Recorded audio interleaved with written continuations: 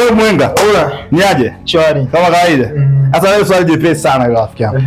Hivi wewe unavyoona kwa ile umbo ile mbele yako lina pembe tatu ngapi?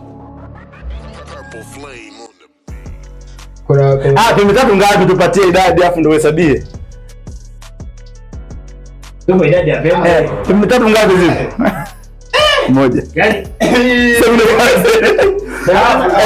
Kazi ndogo. Pembe tatu ngapi? Nini gani kipi? Hizo ngapi? Kuna pembe tatu tano. Tuhesabie. Kuna moja, mbili, tatu,